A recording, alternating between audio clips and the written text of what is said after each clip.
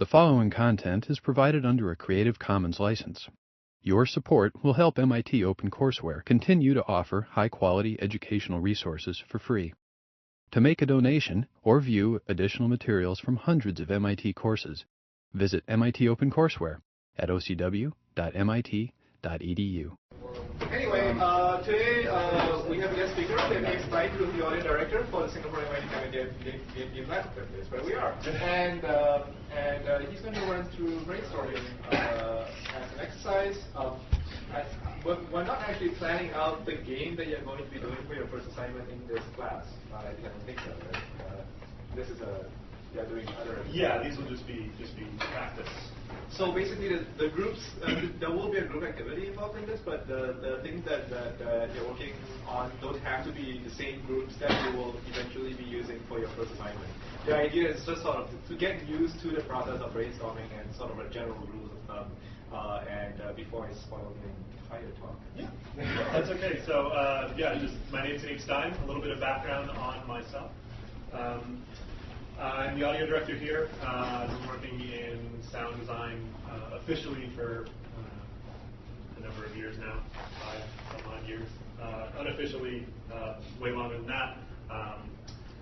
Doing TV and video game sound design, and then before that, I was a high school teacher. And so I think, to the extent that talking about kind of creative collaboration, I have a fair amount of experience, ranging even back to when I was teaching high school, for trying to encourage what we might call organized ideation. I guess first I'll thank you guys for reading the text. It is funny. It does have these kind of I guess now a little antiquated 1950s sort of references, and some of his scientific evidence for why brainstorming is good is not particularly well supported. He's like, we got 95 ideas, and I was like, well, how many ideas did you get? Doing it the other way. He doesn't tell you, but that's hey, 95, that's a big number. So a little bit of background about Alex Osborn. He was an advertising executive. And so you can kind of see where brainstorming and advertising is a creative industry, right? It's a design industry. And so getting multiple people in interdisciplinary kind of different skills working together on a creative project, it can be a challenge. And so you can see how brainstorming came out of the work he was doing in advertising. So just to get started, I would say you've read it, so you have a sense, but kind of forget what you think brainstorming is. Some of what you think it is will apply. Some of the most fundamental principles to brainstorming, maybe you don't realize, or you didn't realize until you did the reading, and that's a little bit of what I want to talk about. I think the foundation for his brainstorming idea is actually really solid, and it's something that we should explore today. Why brainstorming for video game design is an interesting question, but I sort of touched on that a little bit with relation to advertising, right? I mean, we're talking about a creative industry where you've got people with various skill sets, whether they're artists or sound designers or game designers explicitly or producers. All of these people kind of existing in a collaborative environment together. They're bringing different things to the table. How do you get them to kind of work together and be collaboratively creative? And so this is a first step in that process. And so this is why brainstorming is particularly useful for game design. And then the other thing that I think is important to understand, and we'll talk about it a bit more, is the kind of social pressures that are created in professional creative environments, even non-professional. Actually, I mean, it would exist in an educational environment too. You guys are all at MIT. It's one of the most prestigious universities in the world, right? And so you're probably no stranger to the idea of kind of social pressure in the process of ideation, right? You sit there and you say, if I say this idea, am I going to look like an idiot? And usually the outcome from that is, if I don't say anything, it's maybe I don't get the gain of presenting a good idea, but I don't get the hit of making a bad idea. And so it's like self-preservation. It's like, why take the risk if it's not worth it? And so I think MIT is an interesting place to talk about brainstorming and this kind of organized ideation, because there is social and academic pressure here too. pressure to be right, pressure to not say something that would seem wrong, and that sort of pressure is completely antithetical to the idea of a brainstorming session. And so that's kind of a basis for why not only it's good for video games, but it's also good to talk about here at MIT. So there are 4 basic principles of brainstorming. These were outlined by Alex Osborn. He was an ad agent, and I guess it was early. He says it was like 1938 when he first started using it. People started kind of talking about it since then, and it kind of, I like when he said it sort of spiraled out of control. That people sort of ran away with it. They're like, this is a great idea, but then they were kind of practicing it wrong. And so in Applied Imaginations, which is where the text you guys read, it's sort of him reflecting on this brainstorming idea and saying this is really how it should be exercised. The first principle is single-handedly the most important principle, and that's no criticism.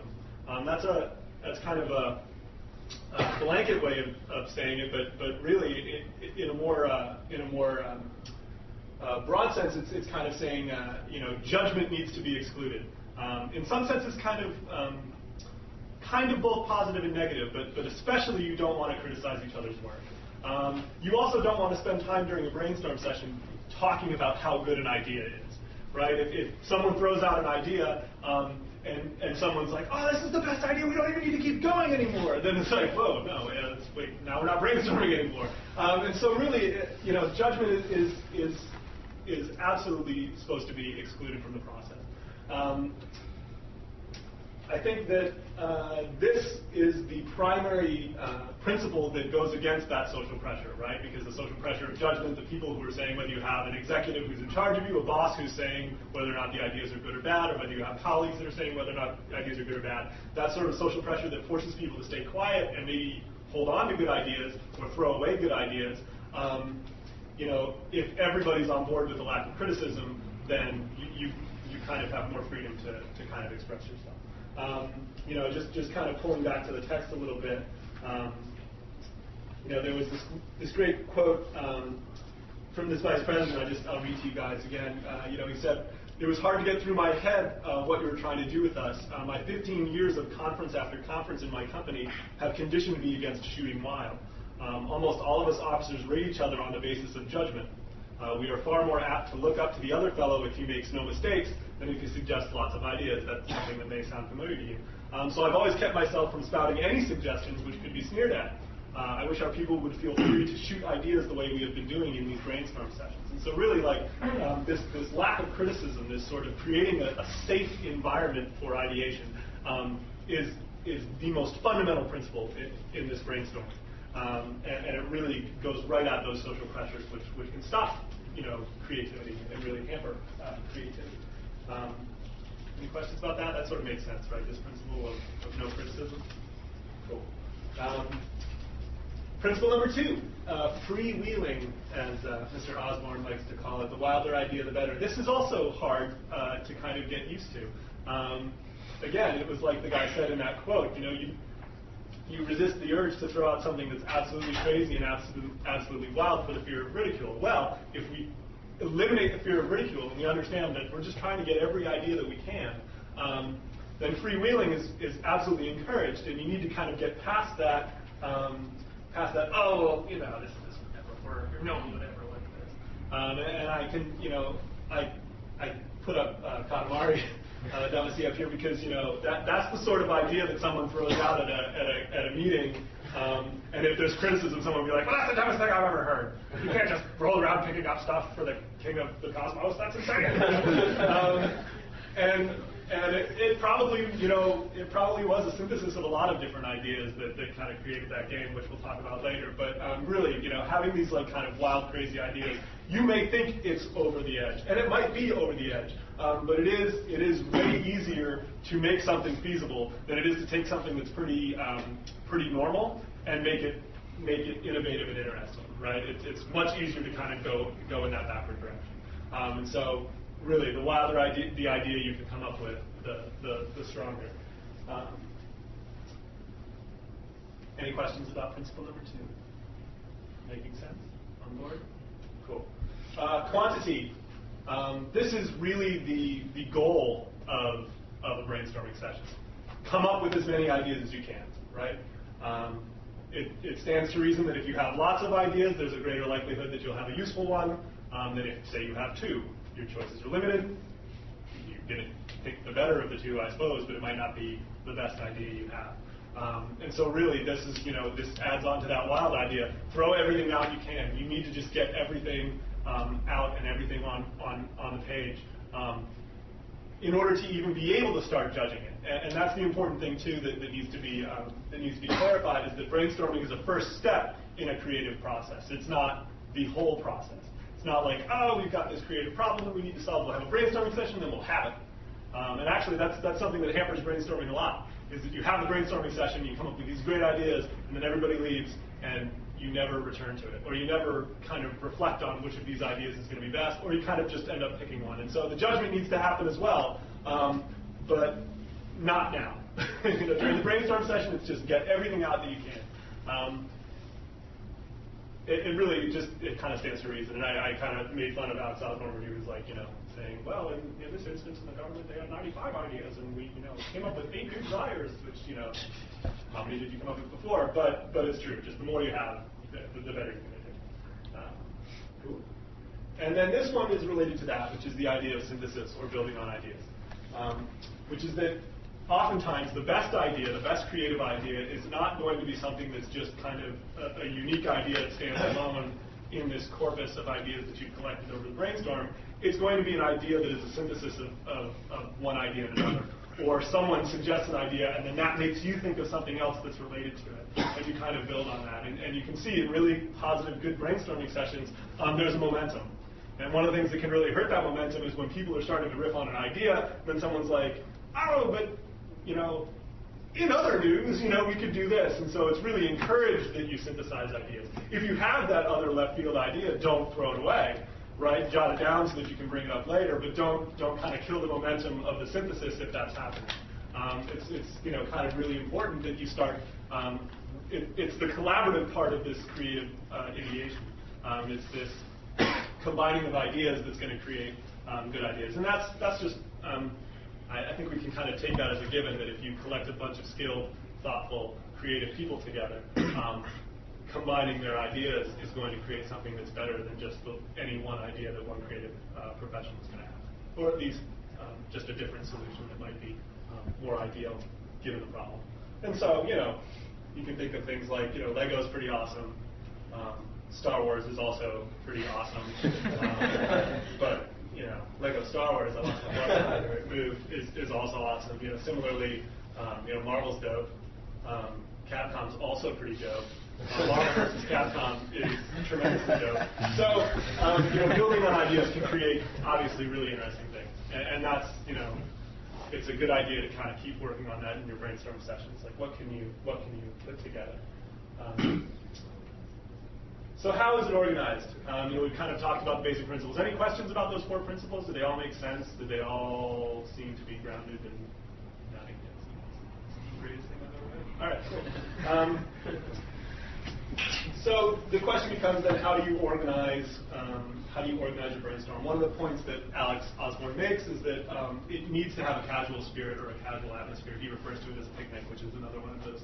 I haven't been on a picnic in a really long time, but it's like, yes, we brought our lunches in, and then we talked afterwards. It's like, well, we call those lunch meetings now. But he has a good point that if a large part of the brainstorming session is intended to combat social pressures that stop you from being creative, that inhibit your creativity, then it would stand to reason that creating a casual spirit, a casual environment for this process is important.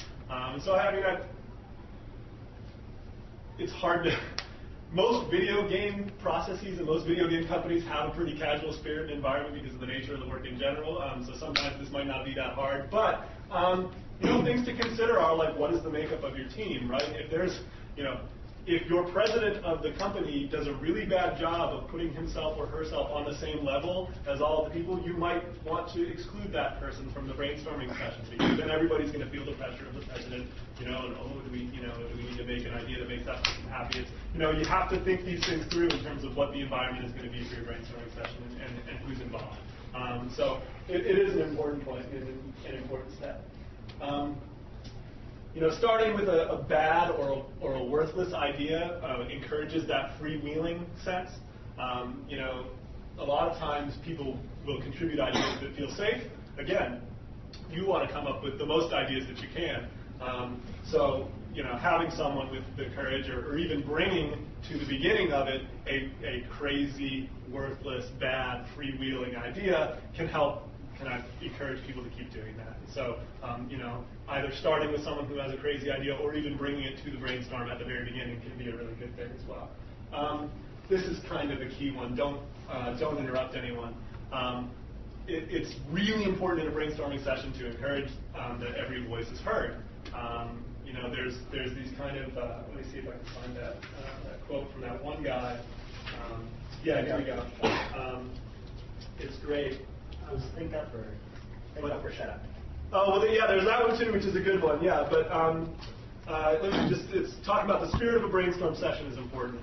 Self-encouragement is needed almost as much as mutual encouragement. A perfectionism complex will throttle effort and abort ideas.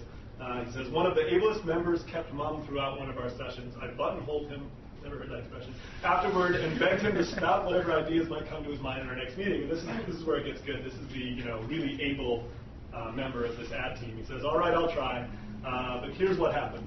After our first meeting, I jotted down about 15 ideas with the thought that I would bring them to our next session. But when I looked them over, I decided that they were worthless, so I just tore up the list. Alex kind of goes on to say it took a while to encourage this guy to understand that there's no such thing as a worthless idea, that it can either be expanded upon or revised, and that's kind of that synthesis thing, right? That having a wild idea and getting back to this idea of the interruption, nothing will stop a person from wanting to contribute if more than not being able to even have their voice be heard, right? Like they're trying to say something and then they just get cut out by somebody else who's like, no, this is better. Especially for a shy person or a person who's otherwise feeling like my ideas are worthless, they won't be able to get it out because they've then been cut short. So this, some of this responsibility falls on what we might call the leader, which I'll talk about later, of the group. But really, it's kind of a collective responsibility that everybody kind of make sure that as someone is expressing an idea that it's maintained. Adding to that, keep the description of your idea short.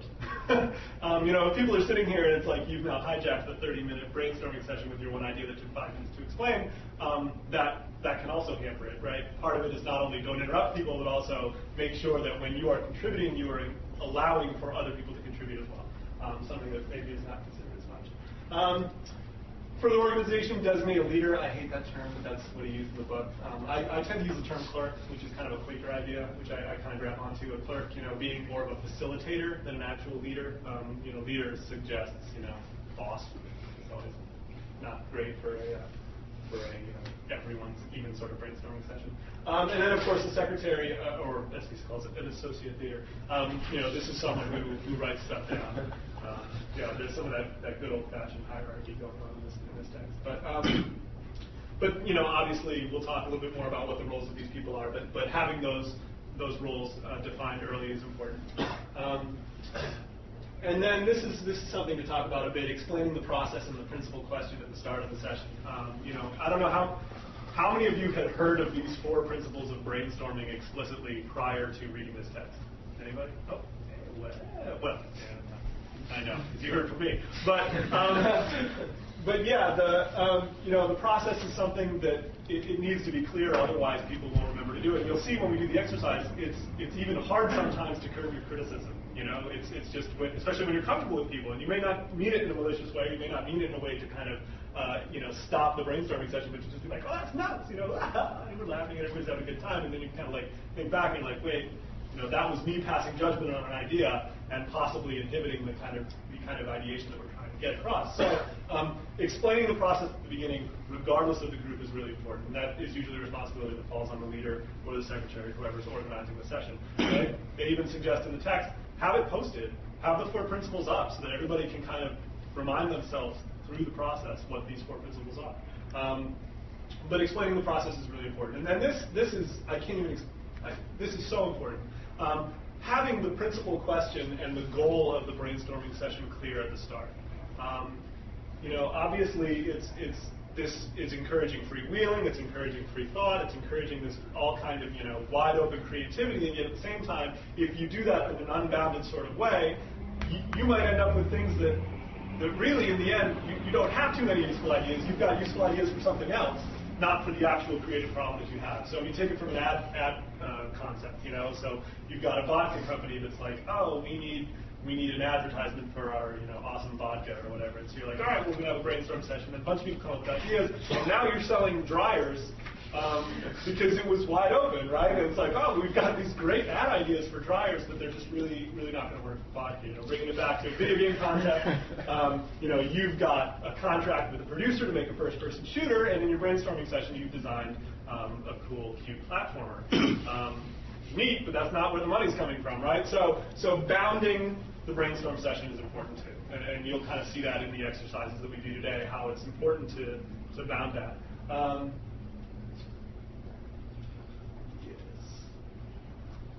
Oh, and write down everything. Yeah, sorry, I forgot about that. This is an important question, important point.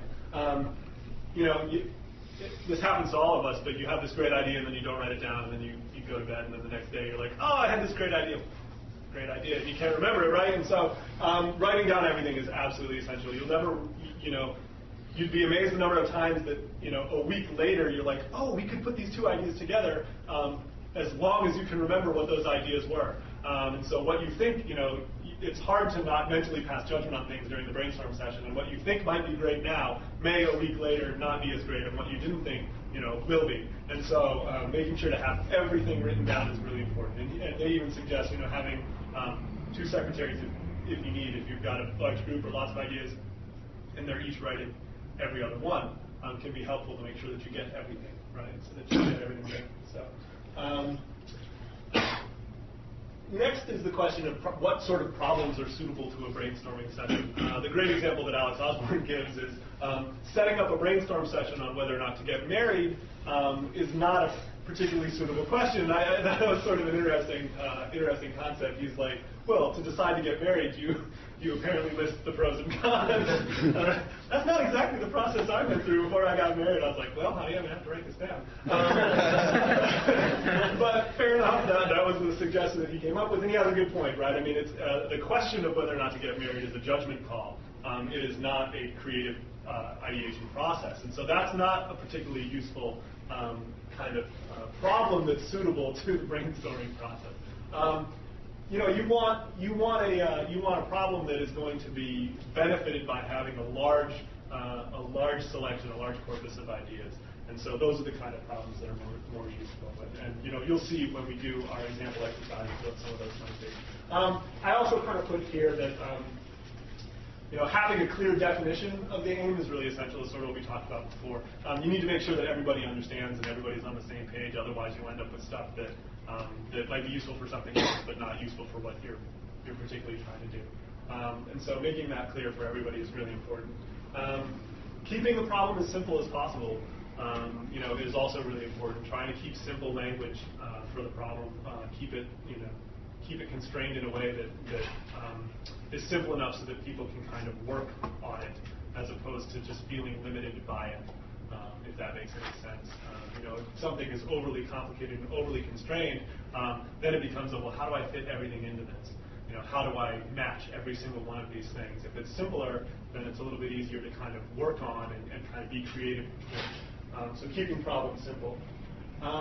Which isn't to say that complex problems couldn't be dealt with, but just divide them into subproblems. Right, divide them into little sections. So there might be something like, how could we deal with the UI? How could it look in this game? So rather than say, well, how are we going to design our first-person shooter? You've got a brainstorming session about what the UI could look like for the first-person shooter. You've got maybe a brainstorming session for, what the fiction for this first-person shooter might be. You're dividing it into sub-problems rather than having it be this gigantic, monolith of a thing. And you can see how that would be a problem, right? Because if you just brainstorm on what's our first-person shooter going to be, you're going to get ideas about the UI, you're going to get ideas about the fiction, you're going to get ideas about what sort of guns you should use or what they should sound like, and it'll just be lots of interesting ideas, but we get all over the place. Problems should be clearly and simply articulated. I think that's what I sort of said by should be simple. Just make sure that they're articulated in a simple way. Sometimes you can have a simple problem that's not articulated particularly clearly. So it's just something to consider. Responsibilities of the leader, or whatever.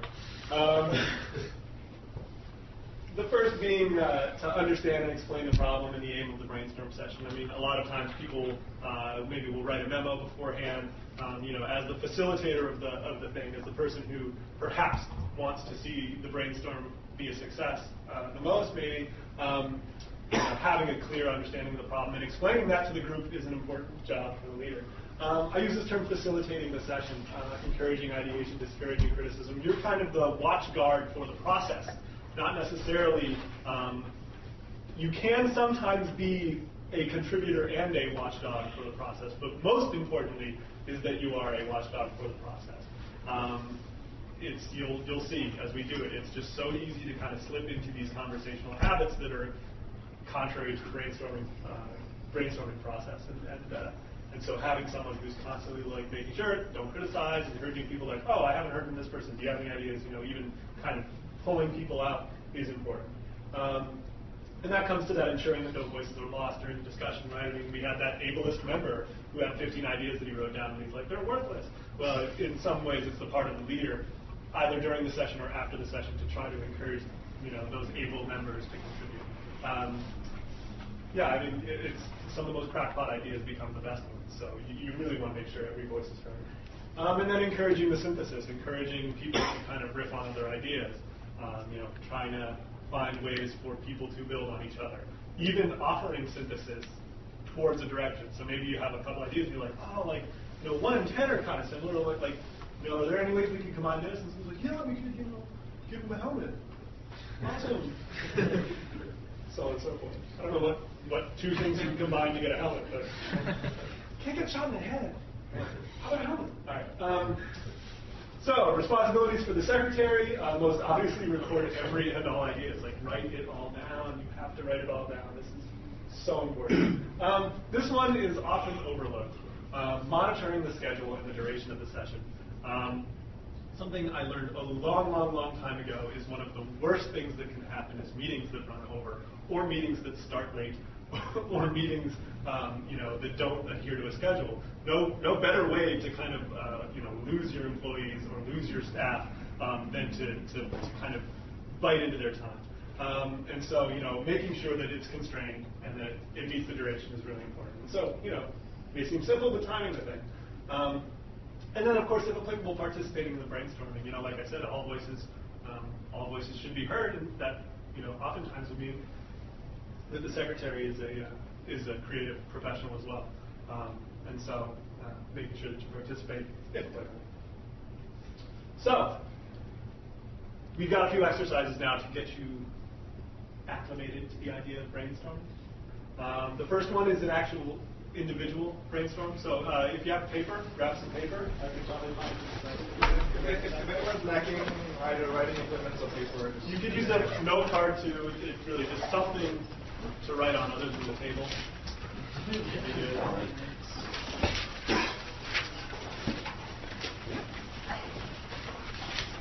Don't you have extra paper? Yeah, note cards are totally fine. Got turned down. As you guys are getting ready, I'll continue to talk. This is actually something that I didn't mention in the process, but what is actually very useful to the brainstorming process. I think doing warm-ups before your actual brainstorming is useful. You know, people show up just from lunch, especially if it's one of those picnic meetings. You know, people, you know, sometimes are tired. People just might have other things on the brain. So getting in the habit, getting warmed up to being creative is important. I tend to find it's a rare kind of person who you just sort of give a blank piece of paper to and you're like, oh, make something. Go, be creative, and they're like, they just like whip something out, right? You got to kind of get warmed up.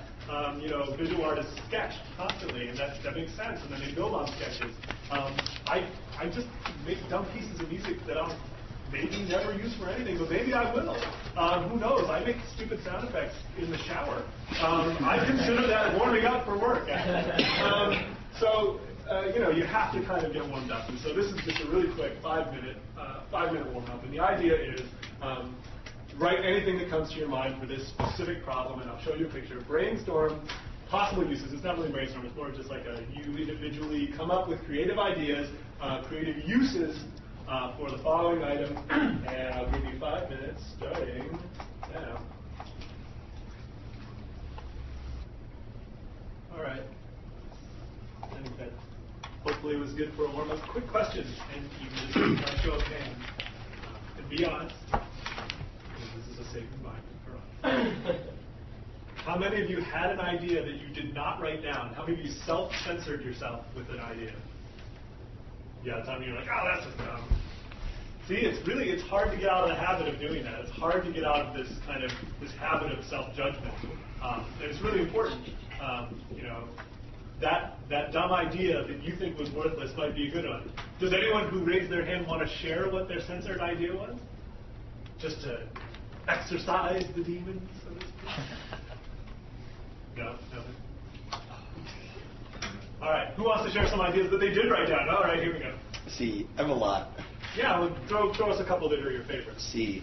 Lockpick, MacGyver, connecting circuits. There you go. Carrying curds, a knife, clothes hanger, chopsticks, a dowster, stir, connect batteries, let air, tires, emo tool, nose picker. Sure. Staple. A staple. And a paper weight. I have a lot of things. Yeah, good. No, that's awesome. All right, I got, let's see, fingernail cleaner, an eyelash straightener, basically railgun ammo, a balloon annihilator, and an official Tamagotchi TM resetter. Oh, yeah. It resets a lot of things, actually. Yeah. How about over the side? Yeah. Oh, go ahead. Catch fish with it by turning it into a hook. Scratch messages with it. Use it as a key ring. Conduct electricity with it. Make it into drill tools. Fix umbrellas and what have you with it, which I've done before. Money clip, use it as a skewer for cooking. Put it on top of the door, and so when people open it, it falls on the ground, and you know somebody's been in your room. Lance foils, poke eyes out. It goes on hair accessory. Yeah, that's a good question. The whole paper? That's, I had a hairstyling accessory, projectile, something you could melt down for metal and pour other stuff. It's something you could bend and then put on chairs when people sit down and poke them. Modern art. I thought if you could try to get a bunch and fill a dorm room with it as a prank or something. Toothpick, hold stuff open for emergency surgery. Yeah. Cool. What's some other ideas? I thought you could bend it into an interesting flat shape and then put it in ink and use it as a stamp. Very nice. Very good. Cool. Yeah. Go ahead. Yeah. GAMBITs and tokens. Holder for dipping something into liquids. High clips and keeping small boards together. Very good. Very good. Sure. Yeah. Mini rock garden rake. Oh. Also a carpet. Very good. Good. Heat generator. If you work hard in it by bending it and then bending it, and then it gets hot. Very nice. As long as you got some break. Yes. I think about a souvenir as a totem for a lost rocket. Oh, it's good. Yeah. You say it again? Totem. I'll just say, like, There's a robot that's made by human, but it's lost in space. They only have this thing to remind it. So it's become like a secret thing. Yeah. My favorite use for a paperclip is cleaning the lint out of my iPhone ear jack, which drives me absolutely nuts. So I'm running on reserve battery power, and my slideshow has been suspended. In my office, there's an air power that I have to get on. So yeah, how did we feel about that exercise? Got you loosened up a little bit, got you thinking about some ideas, got you feeling a little creative juices flowing. We've got 3 more exercises that we're going to do. So much brainstorming! This is the hardest work I've ever done to get my team. No, yeah, so we've got a few more exercises to get you guys kind of comfortable, get you guys, relaxed with this kind of brainstorming process. The next one is going to be a group exercise. I'm going to wait to describe it until I can get my slideshow up. Anybody else have any particularly choice paperclip ideas? I just thought of one. What? A sine wave generator. Oh, very good. Wireframe doll. Yeah. So it take a lot, right? Oh, yeah. Totally. All right. And animated to have a few helpful things to use. Oh, yeah. Arbitrary building. I have a friend who does not with animation. Hold up a second. Back I've been stopped looking at it as like you take it apart, get it to an army man, and use it like as a spear to catch lizards. Oh, yeah, totally. Yeah, like man versus wild would like catch 8 fish with it or something. Something to chew on? Yeah. He uses a catapult to bend the top part. Yeah, Oh, I did have paper clip launcher. Rubber band launcher. Letting air out our tires. Power supply on.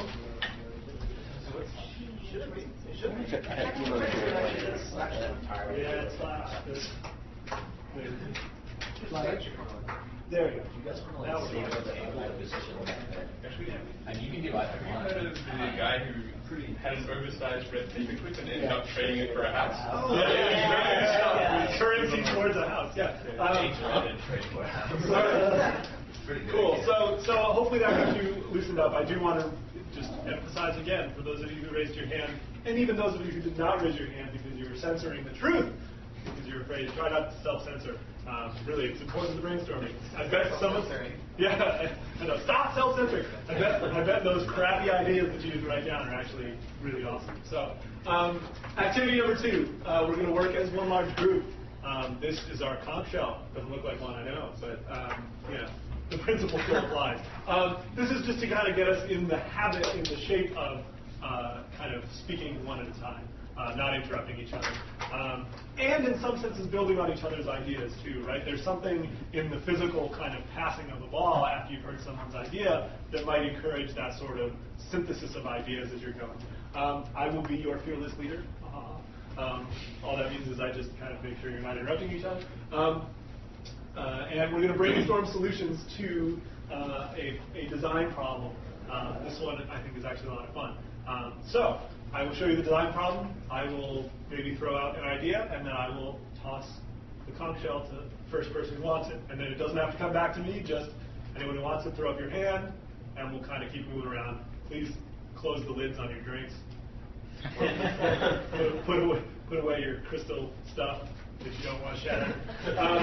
So we will take approximately 15 minutes on this. We'll see how our momentum goes. So you just finished updating Tetris for Xbox Live Arcade. Awesome. I don't know how you got the rights, but that's great. Microsoft is demanding a set of achievements for integrating the game into their online service, because unless you have achievements, it's not a real game.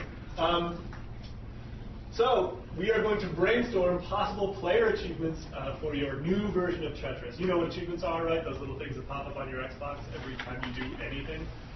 So that is our idea for Tetris achievements. And I'll start, how about for actually getting 4 lines? You get a Tetris achievement. Must be next. You get an achievement for losing as quickly as possible, which I think would just be like 3 straight lines. Very good. Getting 3 lines with an S piece. Ooh. Drawing some sort of unique little picture with the Tetris blocks, like something perhaps. Putting one of each block down. Lasting for a certain amount of time without ever getting above a certain height.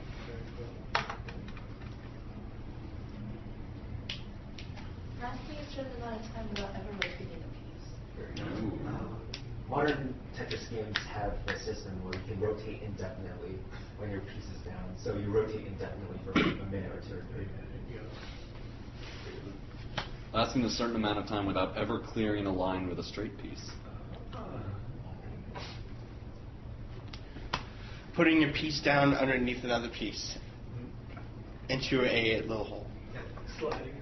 The teaspoon. There you go. Spelling USSR with your pieces. That was a bad throw. Making like a conglomeration of all the pieces into like the shape of a regular piece. So, like, the whole board is like one like L shape. Very cool. Basically only moving the pieces in beat to the music that's playing. Spelling USA with your pieces. I don't know if it's possible, but doing it. Capitalist Tetris. High score and high score without clearing lines. Managing to clear the entire board in a game that has already reached the top line, but not quite overflowed. Putting the piece down without actually looking at the piece at all.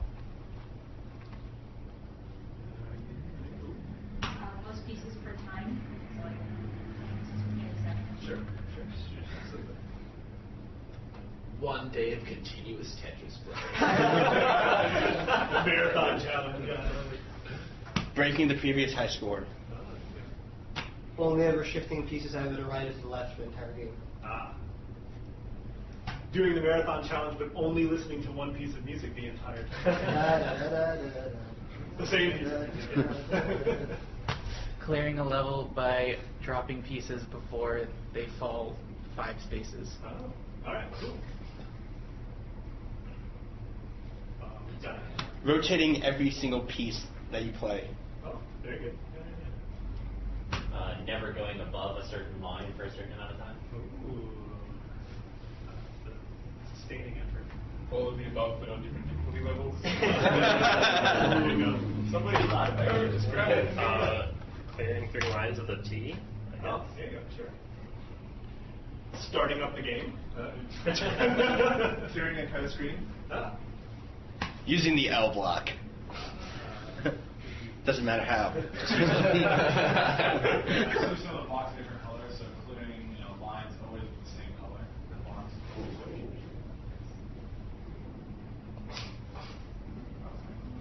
Rotating a piece 720 degrees. Only matching pieces such that the new blocks that fall down are touching blocks of the same color. Clear 2 4-block segments with 2 consecutive lines. Clearing a level using only Tetrises. Whoa. Sorry, you can't talk anymore. Challenging somebody on your friends list to beat score. Ooh. Fighting against someone on your friends list to lose faster.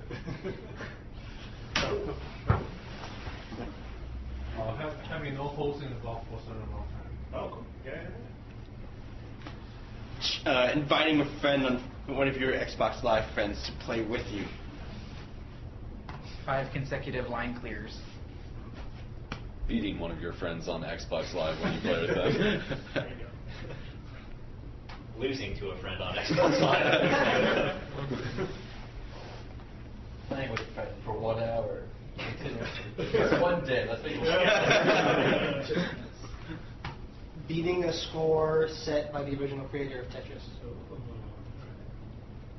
Clearing a line somewhere above the first line, or the first line only has 1 block filled in.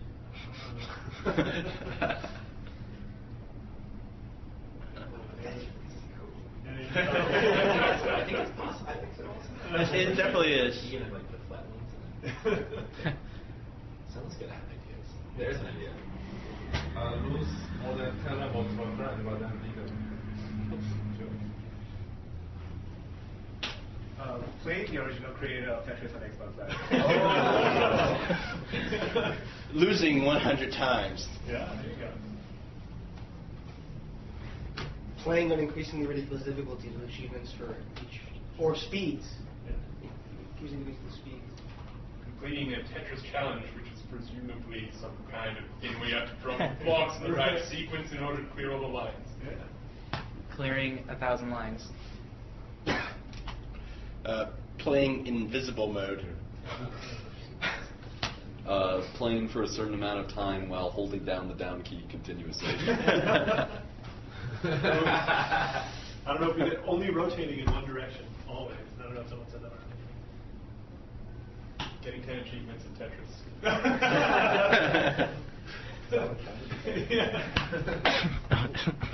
Yes. Getting every achievement in Tetris. The Tetris one. Oh no, how can you get it? It's a paradox. It's impossible. Always having blocks on the far left and on the far right column. Cool. I think that had some decent momentum. But I think like our mission was accomplished, right? Like we were really only giving one idea at a time because it was only the person who had the ball who was talking. That probably with a little bit more speed and momentum, but it was nice. Like we had a little building on ideas. We're starting to get this kind of brainstorm. There was still some shyness, which is people have different personalities, but stop being shy. You're allowed to have your different personality, but stop it. No. So that's activity number 2. Any questions about that process? How do we feel about it? Any thoughts on it before we go on to the next activity? All right. Next activity. Actually, this is our last activity. Sorry, I said there were 4, but there's only 3. Number 4. Okay, so this one is a more formal brainstorm. And actually, I screwed up that last one. We didn't have a secretary, so all of those great Tetris ideas are now lost. I can't remember any. Oh, yes! Yes! Did we not have that in the 1950s or something? Let me just get these wax cylinders. Yeah. What we're going to do is we're going to separate into 2 design teams. So it'll just totally be by location. We'll just kind of get half of you over here and half of you over there. I want the team to designate one leader. That's going to be the person who's responsible. Clerk. For facilitating it. Oh, did I say clerk there? A leader and a secretary. It's supposed to be a clerk, leader, and a secretary. So one person to write everything down, one person to obviously facilitate. And we're going to do a kind of a 20 or so minute brainstorm for a game pitch. What do I mean by game pitch? It's kind of think of the you're in an elevator with Miyamoto, or you're in an elevator with Philip Kahn, and you have this game idea that you need to pitch. But you're only going to the 10th floor or so. And so really you've got like 30 seconds, a minute, 2 minutes maybe, to kind of get the core information about this game out. So that can be something like a title, maybe a tagline for it, any main features you might have for it. Of course, it would be way too easy or way actually crazy for me to be like, any game at all, because there's lots of different types of games, obviously. So it's going to be a game based on the following constraint. So what I'd like to do first, before I give you the constraint, is let's divide ourselves in half. We can kind of draw this like imaginary line diagonally, dividing the 2 of you back there, and we'll just get one half here, one half over here. And once I give you the constraint, we'll actually find a separate room for the other team, for one of the teams. You're stuck on the low wire. That's an achievement right there. That's right. So I was thinking that when I'm watching my Xbox. I was thinking like something happens. Especially when someone else on the same time. Those are the best. Like, you got an achievement. You watched this movie. If someone has a piece of paper, they can jot down there. Yeah, just write out a piece of paper. So these are your teams. You guys will go into that room. You guys stay out here. As soon as I give you the constraint, designate a clerk/leader, a fearless leader, and a secretary, someone to write everything down. Because our groups are relatively small, right? We can have the leader and the secretary involved in the brainstorming process. Please don't be afraid of contributing. But if you are designated as this leader, keep in mind your primary responsibility is facilitating the brainstorm. You want to make sure it runs smoothly. You want to make sure people are not criticizing ideas. You want to make sure that it's going okay. Any questions on this before I give you your constraints? Everything make sense? All good? Okay. here are the constraints for the game. It must have zombies. It must have a love story. It must be massively multiplayer. So those are the constraints for your game. That's what the publisher's going to give you money for. So you need to develop a pitch for this game idea. Title, tagline, what have you. All right, so you guys, we'll take you in this room over here. You guys stay here, designate a leader and a secretary, and then start brainstorming. Oh, I love this. It's like, I don't want to be the leader. I don't want to be the secretary. I said I'll do it. What about the secretary? Wait, he wanted to be the secretary. Oh, you're secretary. Oh, wait, I want to be One of you is secretary, one is youth leader. So you're the leader then. I'll write Because you're interested in this game again and you lost. It brings up the age-old question. If they're both vampires or they're both zombies, does it count as necrophilia? Fine. Let's see. I mean, Prime Prejudice and Zombies manages to have... Encompass all of those except the massively multiplayer part. Right. Nazi zombies. Licensed title right there. Yes. So. Make it Nazi zombies. 2 Nazi zombies. No, a forbidden love.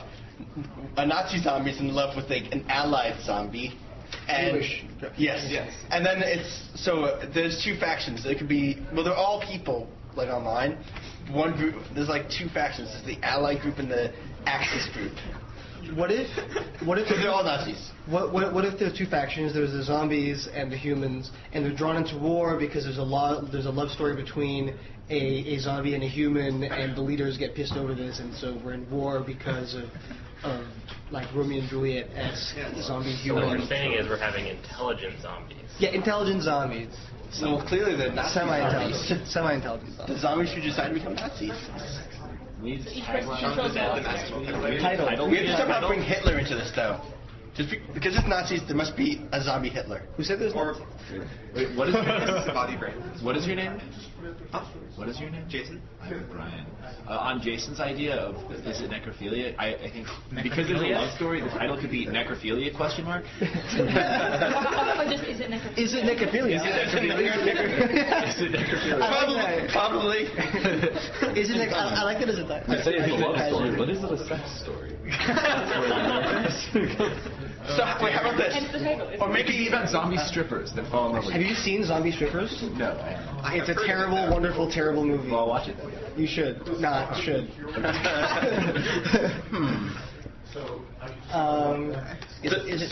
Actually, how about we have the zombies as the good guys? That way, like the allies are trying to like make a weapon that will destroy like half the world, and the zombies are like, no, that would be bad. Let's make everyone else zombies so they agree with us. Well, what if you're just a zombie and everyone is trying to kill you? So you want to make everyone zombies so the world will be peaceful and happy. You want everyone to love you. Yeah. I like that a lot. And that's and then it'll be a love story. Yeah. Even better, love zombies. Like, who says they have to be undead? They can be infected by emotion. That's a tagline right there. Infected by emotion. Infected by emotion. Nudist zombies. What if like 95% of the world is zombie, and so then the weird creatures that are like scary are the humans, and they're like sentient, they do weird things, but the zombies all are happy and love each other. Maybe the humans have the love disease.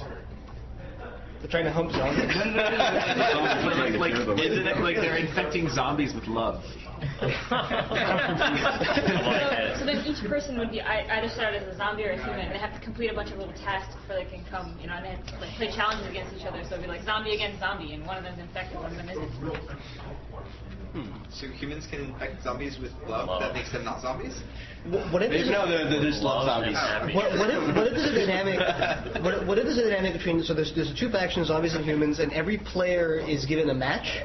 And in this massive multiplayer world, that one of their main objectives is to find their match who's in the opposing faction and buried deep among hostile hordes of either humans or zombies, find them and like live happily ever after together. And become either zombies or humans together. Correct. But love zombies. Find a cure or just get bitten. And become love zombies. Love zombies. Love zombies. That's the question. Is there truly a difference between being in love and being undead? That's a great tagline. maybe some tasks are. What do you do more blind? Having your eyes gouged out by a zombie or being in love? So then we can draw it into the actual Nazi zombies game. Maybe the Nazi zombies from the other point of view. So they're just trying to have love, and the humans are trying to kill them. Wait, are we having Nazis? We can. Well, some of the ideas can include Nazis and some of them can't, and we can decide later. Should we be getting to the point of judgment towards the end of the thing so we can finalize a pitch and a thing or whatever? Or just come up? With just brainstorming? That's awesome. Yeah, it's just fun. Yeah. How about the player is a human fighting against the zombies, and you have some kind of companion, may or may not be a cube, but that accompanies you on your journey to defeat the zombies. So companion cube. I like companion cube better. That way, that is a heart. Like that's like a love story between you and your cube. But can the cube become a zombie? Yes. I mean, it could be a person like Left 4 Dead. Like 4 people against all the zombies, and they're all. So that means like spitters and stuff, or witches. Maybe you're trying to get the love story is you and the witch, because I mean the scene and like. What if all players play zombies, and most missions are stuff like you have to infect a city and you just run around like biting people into the entire city that you've like conquered and turned to zombified. But your ultimate goal is that your girlfriend from back when you were human or your boyfriend from back when you were human is at some place, and you want to infect all cities until you can get there and then infect her so that you guys can live happily ever after. You could also building on the idea of being zombies trying to infect cities. You are zombies with Cupid's love arrows, trying to infect the entire city with love. At which point, no productivity is all gone in the city. A zombie with love arrows infecting people? It could be set to 1950s where everyone's like trying to be productive and not love each other. No, what if you build along the lines of having to infect the city, but you have to do one zombie can't infect the entire city, right? So you have to like ally with other zombies, but they're like different factions of zombies, kind of like 2 zombie mob families, right? They're trying to infect. They have 2 different varieties of this love gene. They have to infect the city with their. Oh wait, could there be like a drug trade? So like they have to infect people with like certain drugs. So there's like a drug war as well, and the 3 swords, because swords are cool. What if when you have a zombie virus, instead of wanting to eat people, you are overcome with an urge to passionately make out with them? And if you make out with somebody, then they turn into a love zombie too. And so there's no like decomposition going on so much as there is like hordes of people running through streets trying to passionately make out with each other. So wait, you're talking about like being decaying, like decrepit love zombies suddenly become very attractive to you. Yeah. So wait, and they start like taking care of their appearance and stuff. So where does we draw the limit? Is there? After the zombie make out, what's next? We make it read transformation. Okay. Oh, okay. So what if we just like make a like World of Warcraft type of MMO, but every player play a human, you have a zombie companion. Pet zombie. Yeah, like you have to raise your zombie from like little Pokemon with zombies. It could be like There's a Pokemon movie with where zombies. Oh wait, was that Shaun of the Dead? No, but they had Shaun of the Dead. No, they had a pet as a pet. I think it's called Fido. It's like I think it's a movie called Fido. No, it's that one. Oh, I've not seen it, but I've seen the trailer. So what if you have to fight like with Pokemon zombies? Different power-ups for your zombies. I like that. Different kinds of zombies, like in Left 4 Dead. There's the big fat ones that like vomit and Spitters. I hate spitters. But smokers are the worst. Well, instead of power-ups, you have love potions. Man, somebody said smokers are the worst. That sounds like a dating stuff.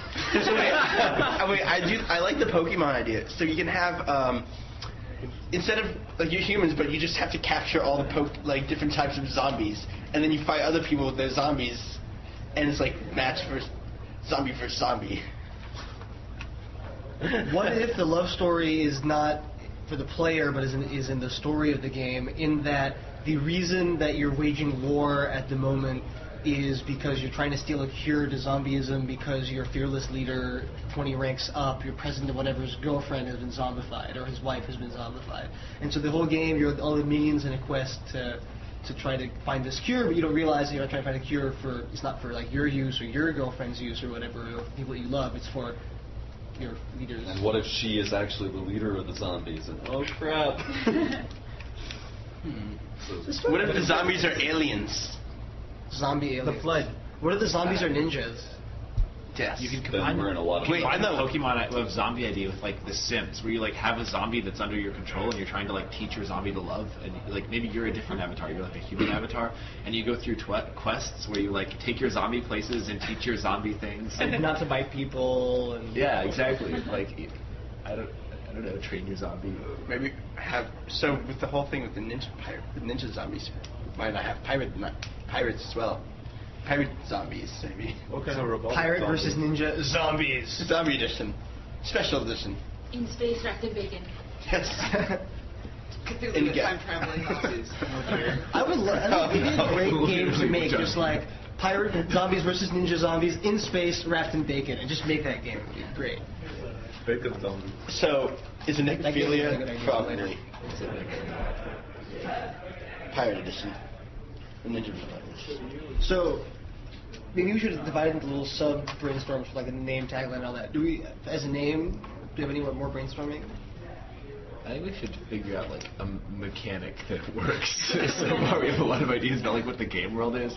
We have no idea like how you play the game. So maybe more brainstorming on that then? Yeah. Who's the player? It's massive multiplayer, so. One's working, such as typical WoW style RPG, typical massive multiplayer FPS, Pokemon style RPG. All seem like they could be Pokemon implemented. FPS. Or as we were saying before, it could be like The Sims Online. The Sims Online was so good. Yeah. Back in the Did day. you play as a Pokemon? Yeah, maybe play as a Pokemon, but it's a first-person shooter. But it's Probably more like that. Okay. But then you still have like an RPG first-person shooter as Pokemon. Wait. So you're gonna make like a dance. Lightning. It could be entirely That's like the easiest time. Wait, you have to fight. You have battles with words like Monkey Island. I like that, text-based. Text-based zombie love. And then he First-person sticks his shooter. really, really, really long tongue down your throat. So, zombie makeout scenes. Thought of a title. So if it's massively multiplayer, what if you randomly get paired with 5 other players who are playing this game, and you all have some kind of task you have to complete, and you're given these particular zombie Pokemon that you can use to complete this particular task. So you're working with those 5 people. Wait, we have zombie Pokeballs? What? We have a title. So, necrophilia with F-E-E-L. The first zombie sex game. It'll do really well. Exactly. Wait, if it's gonna be popular in Japan, you have to have tentacles somewhere. What if you are a zombie and all the players are zombies and the NPCs are the humans, and you like try to go on quests to make yourself more attractive and like learn human customs, and you get points for like seducing humans? Yes. Yeah. You have to make sure your brains meter doesn't get too low though. So you have to eat them at the Yeah, same exactly. time. You can seduce them and then eat After them. you seduce, yes. And then if you like eat them with certain you eat the ones you don't want to fall in love with. Yeah. That actually sounds like a fun vampire game. I'm gonna put that out there. You're a vampire. You have to seduce a human female to bring back to drink. It's like prototype. Or you have to seduce a human because you want to seduce a human, but at the same time you have to eat humans, so you have to hide the fact you're eating humans from the human you're trying to seduce. I see. So you have a human girlfriend, and then like you eat other humans. And Like while she's not looking. Like, that's true. Have you been eating other girlfriends without me? Where's my stepdad? About that. That's who that guy was. I thought he was the Wait. delivery guy. Let's see. Zombies meets American Psycho. You've never seen American Psycho? Oh. Is it like Psycho? He goes around killing random people, but he has a girlfriend on the side. But he's crazy. It's fun. Sounds like Psycho. But better. Do the tagline. So necrophilia. Get infected with emotion. Necrophilia, infected with love. Brains, love, Life After Love. It's a perfect movie. It's a perfect game. All right, guys, I'm gonna have you stop. We're gonna bring the other group. Love After Life. Love After Oh, Life. I like it. I like it. That's really good. I think that was productive. That was good. All right, guys. So Our publisher's going to give us so much money. It may seem kind of odd to have you guys do this brainstorm, and then what I actually want to talk about is rather than the ideas that you came up with, because I'm sure they're all really good. I know. So just that. But what really matters is the process, right? Because the point of brainstorming is to withhold judgment. Judging which of your ideas is best shouldn't have even been happening at this stage. And so, one kind of question, we'll come back to what went well, but what sort of stumbling blocks did you guys run into in this process as you were doing it? Did it all go perfectly, or how did it out? But what sort of things were happening? I was going to say, like, we were trying to design this whole game, so sometimes we would say features, and then they would get pushed into different games with different versions of different things. Yeah. So it might have been a sub-brainstorm from, like, things you want in the game. Yeah. Yeah, in some senses, it may have been constrained in one area, right? Yeah, sure, zombies and a love story, but then it was like asking for a whole lot, and so it could have been, can we just brainstorm a title, or can we just brainstorm this, or can we just brainstorm that? What about you? We very briefly got sidetracked on Pokemon. I think zombies. I remember for a second we got it was like Pokemon only, Pokemon first-person shooter. But that was like 45 seconds. Any other thoughts? I mean, it can be about the whole group. It can be about your own difficulty you had personally. Whether you had any challenges with, So I feel like if somebody says a really good idea, then everyone's kind of stuck on that idea, and you have to kind of get through that whole idea before any other ideas can come out. Yeah, that's true. We just something about what other kind of noise are there out there? Yeah. It might have been cool to wow up there. Yeah, so it would have been to come in a few other ones. Yeah. So you get a dead spot and brainstorming, you can just kind of jump off the list. Sure. I thought I was described kind of hard to jump in and offer my own ideas because I was so busy frantically writing down everyone else's. Yeah, it's really hard. And when a brainstorm, you guys actually, both groups, but I stopped it with you guys. You guys had this interesting kind of momentum going, and I was watching you trying to write it all down. It was way hard, because ideas were coming in, as you were finishing the last idea. And so it is, if a group has really good momentum, I really like the idea of having two people where each person's writing every other one.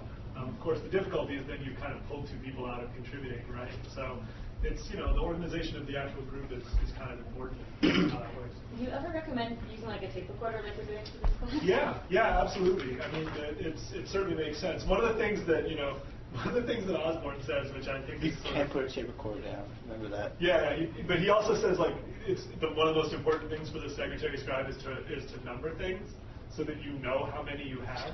I'm sort of is that just to support your work? Is that just to be because look, we came up with 110 ideas. That's amazing, It's how many doesn't seem to matter as much as the quality of the ideas. So I thought it was weird that he said that. But tape recording, video recording, any way of documenting the process, I think, is the most important part. And actually, he does make a good point of saying, one of the problems with brainstorming as it kind of evolved from when he first introduced it at this one place and when people started kind of running with it without thinking about the principles, is they would brainstorm, and then that was sort of it. And it was you really have to kind of look back at what you've come up with. It's really important to kind of reflect on what you've done as a second step, and so that's kind of important too. How about the judgment thing? Was there, people, I didn't notice a whole lot of criticism. I don't think anything was really good. Nobody was like, oh, that's a terrible idea. But did you find it hard to not pass judgment on ideas as they were coming out, even your own ideas?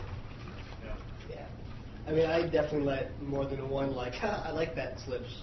I was oh, that's good. Generally, that's okay. It's what you want to avoid is oh my God, we've got to do this one. That will derail everything, because then it's just the loud voice that proclaims that we're done because we got the idea will derail things. But nothing encourages a person who's shy more than feeling like their idea actually was good or meritorious. And so that sort of stuff is fine. You want to avoid the stop the process. I think I did say at some point we've got our title, which is probably not. Yeah, it's just a hard thing to kind of train yourself from doing. Come on, is it necrophilia? It's a great title. How many self-censorers still out there where a lot of people thought of ideas but then just didn't contribute? It's good if you didn't. It's great. It's great if everybody felt like kind of creative. Cool. That's really good. That's really good. So I would say that's one thing that went well. What other things went well for you guys? The tagline. Yeah. Specifically, just coming up with taglines. Well, just infected by love. Oh no, wait. Is it love after life? Love after life. That's cool. Did you guys feel like you had momentum? It seemed to me, watching, that there was momentum building. That it was. I think they did a really good job with taking a lot of different ideas that we had and started synthesizing them into different things. We said, oh, that idea would work well if we did this. Oh, and then we could use like that name, and that would fit there. Yeah. Who are the two leaders for the two groups? The clerks? Did you guys feel like you had to do much facilitating? Not really. I mean, so the hard part is really just at the beginning, where it's like, how do we want to just approach this thing? Mm-hmm. And so I guess we decided to start with the title, or like it was either the titles or the main features. Mm-hmm. And we were just like, all right, let's just come up with a whole bunch of random titles, see if we can go from there. Sure. Yeah. That'll be. Forgot I was the lead. I mean, in some ways, I didn't lead anything. In some ways, that's necessary. You know, if you don't have a whole lot of facilitating to do, it generally means that the group is running okay. You know, I do think you have a good point. A lot of the facilitators' work comes at the beginning of the process, or even before the process even began, making sure the constraints are clear and that you guys know what you're going to be working on. Okay, so bringing this back, this is a game design class, right? I mean, I sort of touched on it earlier, but you know, how do you guys see this being a useful kind of mechanic or a useful tool in you know what? It's funny I call it mechanic. Did any of you catch that paragraph in Alex Osborn where the guy was saying, when my team feels like they're playing, it's a way more productive brainstorm than when not. And I thought that was really interesting, right? Because like there are elements of gaminess to this, which I think is kind of interesting. So, you know, how do you guys think this could improve, you know, the general game design process? I feel like after you have a game and you're testing it, and there's like a major flaw that, you know, it's taking too long or something like that, and everyone sits down and brainstorms like, okay, this is exactly what our problem is. Yeah, kind of overcoming roadblocks. Yeah, sure. Never to come up with half the cool ideas that we came up with if it weren't for the process. And just me thinking alone, never to come up with like Pokemon zombies. Sure. Anyone else? Well, this is good just in general, Mick, to just think up a game, because maybe it's like, oh, every single game has been decided. People have made games of all types. How am I going to make a unique game? This brainstorm is like, those two things, I've never seen that before. That could be interesting. Yeah, and that's a really good point, actually. The synthesis thing is actually, I think, something that's really important, right? Because we tend to see a lot of recycled mechanics, and what becomes an interesting thing in a game oftentimes is not that it's a completely new rule, right? It's the way that rule interacts with the other rules in the system. You know, in some instances also how that rule is read and interpreted by the player, or perhaps intended to be read or interpreted by the player. So, yeah, I think the synthesis is actually an interesting part of this, where people can bring a lot of different ideas from a lot of different experiences with games to kind of fuse ideas together. Yes. When it comes to coming up with ideas for games, the nice thing about brainstorming is that it gets past the good idea that everyone happens to like, which is a problem that we sometimes have in this class is the people will find one idea which they like and they will never think past it. That's because they were happy to find one that everyone agreed on. Yeah, and so you guys are dividing into design teams, and one of the things that I would encourage, I don't know how it's set up schedule-wise, but try to divide the brainstorming process from the judgment. You know, like I kind of said, it's true. Like even if you do the brainstorm, it can help you get over, but a lot of times whatever had momentum during that brainstorm or whatever got the most yucks during that brainstorm, right, is going to be like the popular strong idea. And then when you come back to it with a little space, you might be like, oh, you know, like, yeah, that is a really good idea, but there was this other thing that got mentioned like a half an hour earlier that's really interesting. Maybe we could incorporate that somehow. And so kind of, you know, making the judgment happen in a separate phase can be really important. Because it's true, creativity is like this, it's a little bit more organic. It's not necessarily a strictly logical process, right? So applying logic later can be a good thing, I think, to the creative process. Cool. Any questions about brainstorming at all? You are incredibly enlightened by Alex Osborn. There were a couple of principles on the forum, actually, after people had done the reading about using things like Google Wave or Google Docs, where things are automatically recorded because everyone's basically typing in their ideas as it's happening. Yeah, I mean, I think it's interesting. I don't have a whole lot of experience with, well, I should rephrase. I don't have a lot of experience with remote brainstorming, but I did have so one of the games I worked on this summer was this game called Yet One Word, where you were asked a lot of personal questions. And so we had to think of personal questions. And so we were like, well, if you have ideas, write it down in Google Doc. And at one point, myself and two of the other designers were all in the Google Doc at the same time. And you could actually see that sort of brainstorming momentum happen. Someone would type something in, and then like someone would type next to it like, oh, that's so funny, and then like write an idea that's related to that, right? And you're kind of seeing it happen in this digital space. So I think it can, and we've gotten so accustomed to having these kind of digital personalities, right, or these digital personas in IMing and text messaging and all that other stuff, that I think we've gotten pretty adept at typing fast enough to get ideas out that I think it can totally work. There's something to be said for like the momentum that gets generated in person. But yeah, I mean, yeah, I mean, it was so funny. I was going to say like, no, that's a terrible idea. You have to do it on each other. And I was like, actually, it worked. So, I mean, I think it all depends a little bit on personalities and people that were involved. But, certainly for a prolonged brainstorm, one of the things Alex Osborn says is like time box it. So that if you don't time box it, it's going to be a problem. I think for in person, that's true. It's so easy to get onto a Google document now whenever you have an idea that actually having kind of a long-form brainstorm where anytime someone has an idea over a week or something like that, write it down. That's also useful too, because then you separated the processes of collecting and then, but you still should do that sort of building on ideas. It's probably easier to do the synthesis when you're at least simultaneously online or in the same room. Yep, yeah, and to see the ideas come out as they come out. Yeah, it's a little uncommon to just read something and be like, oh yeah, what about this? When it first shows up, when it first kind of comes into existence, as you're trying to think of things, that can spur ideas. The other danger about doing it like, okay, this document's open for the next 24 hours, everyone throw your ideas in, is that then people start spending too long on any one idea. Yeah. And thinking about what they're going to write down before they write it down. Yeah. And it's like, no, that's not the point. Yeah. Think of the paperclip experience, and those of you that raised your hand for saying that you were self-censoring. On your own, like, you didn't even have to, I wasn't going to make you all hand in those paperclip ideas and you were self-censoring, right? So yeah, the same sort of thing applies. Like, you might censor yourself or spend a long time on an idea. So, any other thoughts, questions? Cool. Well, I hope this was helpful. I hope it'll be helpful for your game design stuff. Email me if you do have any questions about this stuff. I mean, I can try to help out. But other than that, good luck on your game design for this class and for the rest of the semester. So, cool. I do like that on the keynote things it says end of show. It's like, oh. Let's see now. We're going to play some card games, but before that, just a little bit of admin. On Monday, you'll notice that we had 2 readings, one of which you've already done. So just ignore that. This is the other reading in Kalma. It's a little bit dry. Tough it out.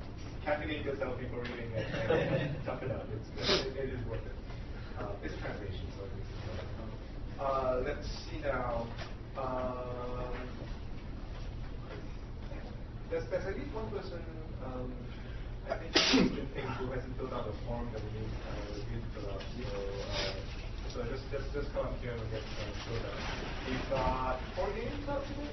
Yeah, at least 4 that we wanted to get through, and if there's some more time. Yeah, I'm not sure if we have enough time everywhere to get through all of them, but most of them are pretty short. A lot of them, the delay is going to be set up, which is why I did Chrononauts first, because that takes a while to set up. That being said, if you do get a chance to look at the rules and study the cards, like even a game like Chrononauts, you've done a bunch of really, really smart things on the cards just to make it easier for you to set up, and you want to be kind of paying attention to that. But the aim of the game today is pretty much just variety. We have 4 fairly different kinds of games that use cards in a very different kind of way. And if you don't get a chance to necessarily play all of them, at least get a chance to look at other people playing them. And if you want to like check them out in the middle of the week or something, just we'll take that out of the office, but arrange your time to come back here next week or something and play them. But that's basically it. If we can just keep, if we can clear the tables because we're going to need them for the cards.